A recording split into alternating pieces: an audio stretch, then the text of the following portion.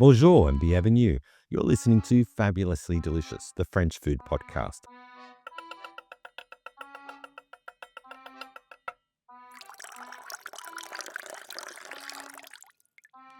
I'm your host, Andrew Pryor, and on Sundays, we're revisiting our A to Z of French herb series, celebrating the flavors that bring French cuisine to life. Today, we're diving into a truly fascinating herb, Angelica. From medieval legends of warding off evil spirits to its starring role in French cakes and even gin, Angelica is one of France's most magical and delicious plants. So pour yourself a glass of wine, maybe nibble on a slice of cheese, and join me as we explore the story of Angelica here on Fabulously Delicious.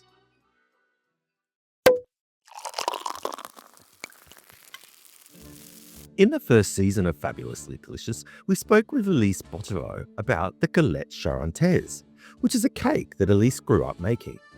This cake, or gâteau as they like to call them here in France, had a special ingredient, Angelica, candied Angelica to be exact. So what is Angelica?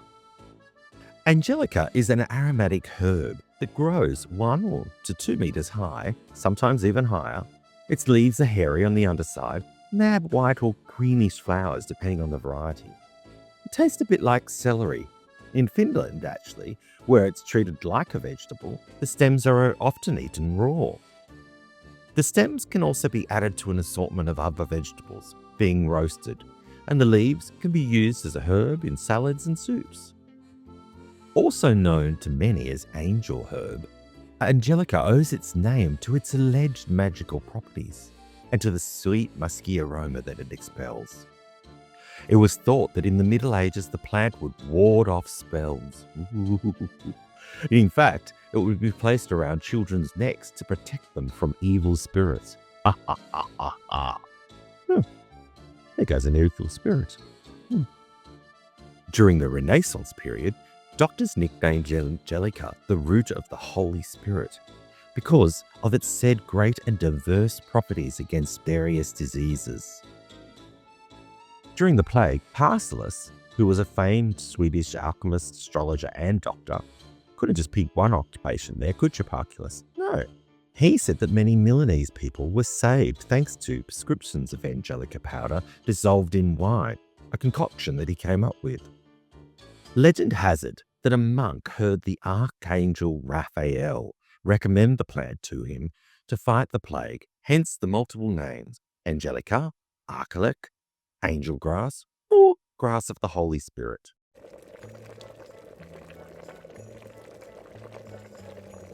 Angelica is used to treat many things, including anti-anxiety. The root is said to be an excellent tonic for fatigue and contains an essential oil that is said to be beneficial for the digestive system.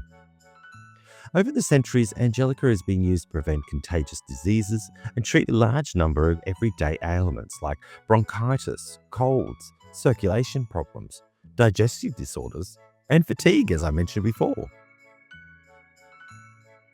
Angelica grows in the wild in northern and central regions of Europe, but is no longer cultivated for liqueurs or confectionery purposes there, except for in Nantes and Le Mans in France, where the French government has actually listed Angelica as a protected plant species.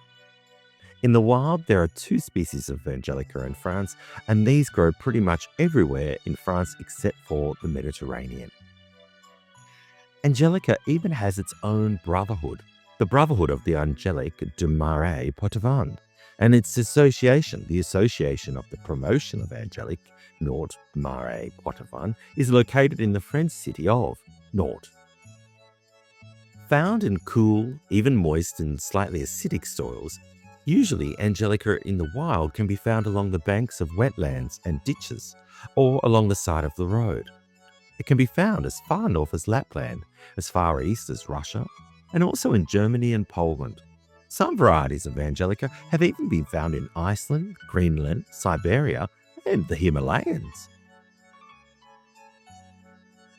It multiplies by seed from July to September, and the harvest is done in the 2nd year for its stems and the 3rd year for its seeds. The seeds actually lose their germination power really quickly, so they must be pretty much sown straight away or in a very short period of time after they've been harvested. Angelica is also related in the plant world to carrots, fennel, caraway, cheval, anise, marine sapphire, sage, and tarragon. Planning a trip to France, heading to Paris, or maybe you're one of the lucky ones already living in this incredible city. Whether you're planning your dream foodie adventure or just looking to savor the best that Paris has to offer, I've got you covered. After years of living in and indulging my way through the city of lights, love and good food, I'm thrilled to share all my delicious discoveries with you, my fabulously delicious audience. If you love French food as much as I do, then this book was made for you. Introducing the 2025 edition of Paris, a fabulous food guide to the world's most delicious city. This isn't just an update, it's a celebration of all things food in Paris, packed with even more hand-picked recommendations. The guide now features expanded sections for restaurants, cafes, bars, fromageries, boulangeries, and patisseries. Plus, I've added exciting new sections for vegan and vegetarian options, dining with a view, and a revamped and expanded food walking tour to help you explore the city bite by bite. With over 400 listings, including iconic food streets, gourmet supply stores, wine bars, and more, this guide is the ultimate companion for anybody craving a true taste of Paris. Whether you're hunting down flaky croissants, creamy cheeses, or a perfectly poured cafe creme, you'll find it all inside. Grab your copy today at andrewpryorfabulously.com, where you can even order a signed and gift package version. Or head over to Amazon, where it's available in print and on Kindle for instant foodie inspiration. Bon appetit and happy exploring, mes amis.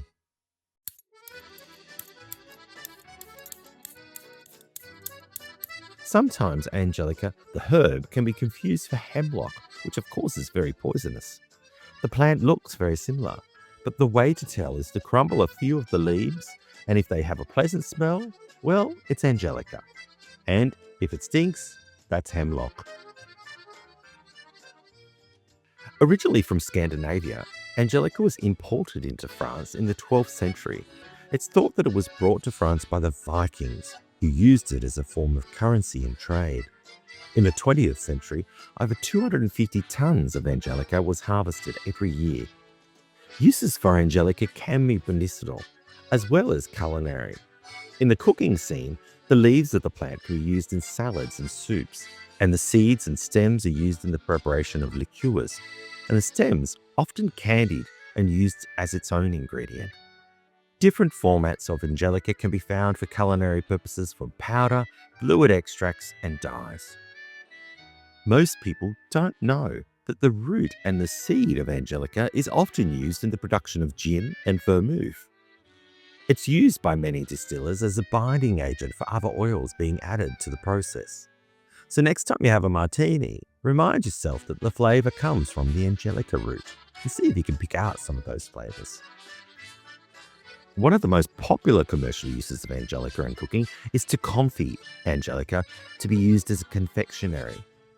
This process consists of cutting the stems of the Angelica and then peeling them before they are then macerated in 7 syrup baths, each one increasing its sugar concentration, so that the water naturally in the stems is replaced through these baths in an osmosis effect with the syrup. The comfy strips are dried at a low temperature to obtain a green comfy stem that has a woody texture and a delicious fragrance. This candied Angelica has a unique subtle citrus flavor. Be careful when you're looking to buy comfy or candied Angelica though, as some products are not actually made from Angelica plant, but instead it's watermelon that's been cut into cubes and has Angelica dyes added to it.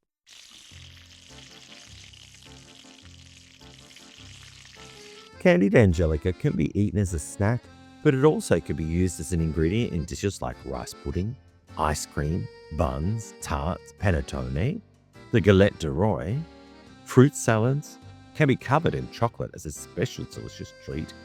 but it's probably most notably known as the main ingredient in the cake, the Galette Charentaise, a specialty of the Charente region of France.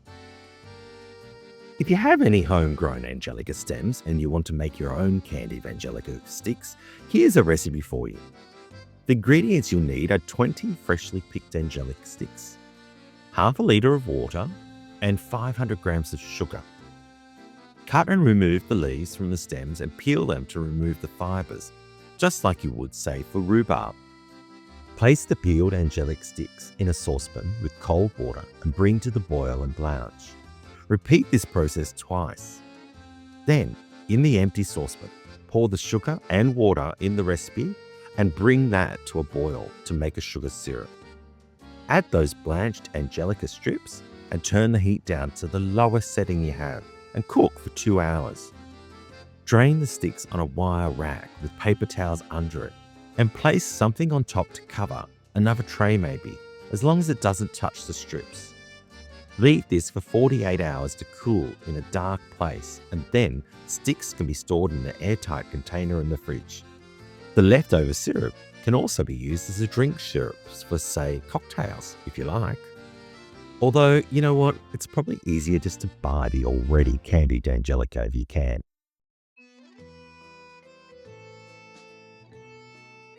Love French food and curious about the stories behind it? Then you'll definitely want to follow me on Instagram, where I'm sharing bite-sized videos on the fascinating history of French cuisine, from iconic dishes to quirky culinary traditions. There's always something fabulous to discover. Plus, you'll get behind-the-scenes peeks at my life here in France. Think cobblestone streets, cheese shops, and a lot of delicious detours. Follow me at Andrew Pryor Fabulously on Instagram and Threads. Your appetite and your inner history nerd will thank you.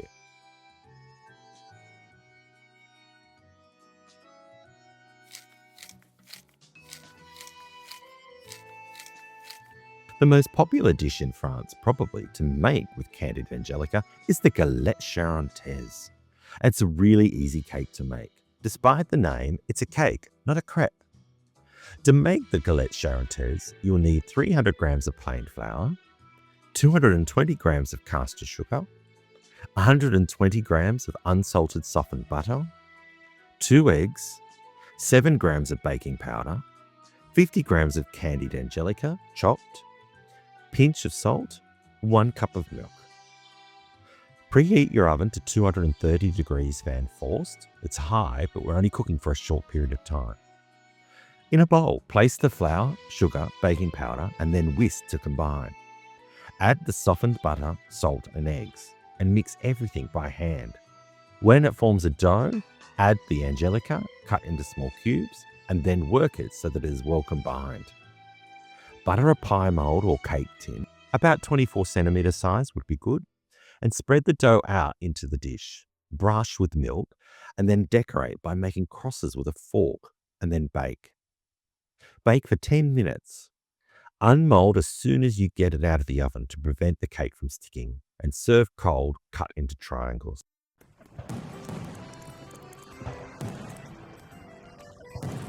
And that's a wrap on today's A to Z of French Herbs Revisit episode of Fabulously Delicious. Had you heard of Angelica before? Maybe you've even tasted it in a cake or a cocktail. I'd love to know what you discovered today. So come say bonjour on Instagram at Andrew Pryor Fabulously, or drop me an email at contact@andrewpryorfabulously.com. If you enjoyed this little herbal adventure, share it with a friend who loves French food.